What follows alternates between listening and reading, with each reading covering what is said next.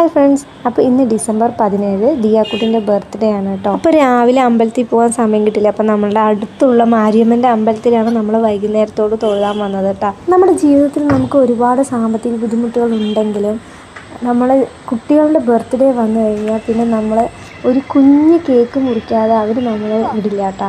കാരണം അവർ ഒരുപാട് നാളത്തെ സ്വപ്നമാണ് എൻ്റെ ബർത്ത്ഡേ ആണ്, അന്ന് കേക്ക് മുറിക്കും എന്നൊക്കെ.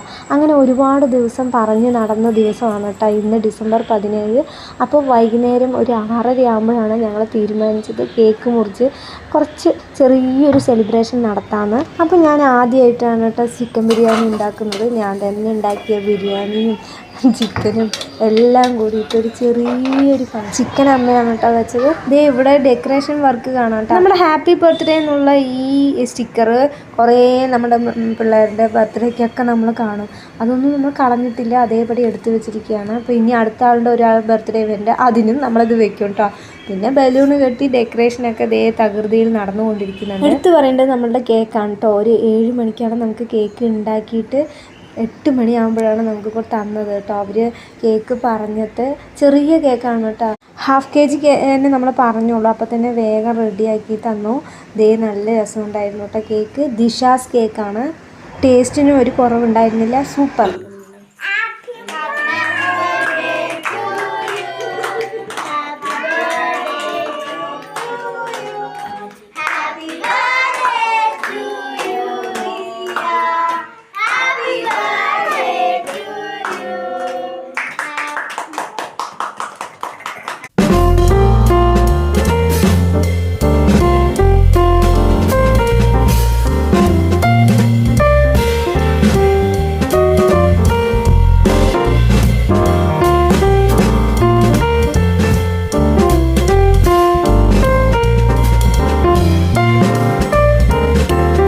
കേക്ക് മുറിക്കുമ്പോൾ ദിയാക്കുട്ടിൻ്റെ മുഖത്ത് സന്തോഷം കണ്ടില്ലേ. അപ്പം നമ്മൾ കുഞ്ഞ് കേക്കാണെങ്കിൽ നമ്മളുടെ കുഞ്ഞു മക്കളെയും വീട്ടുകാരെയും വിളിച്ച് മാക്സിമം മുറിക്കാൻ ശ്രമിക്കുക കേട്ടോ എല്ലാവരും.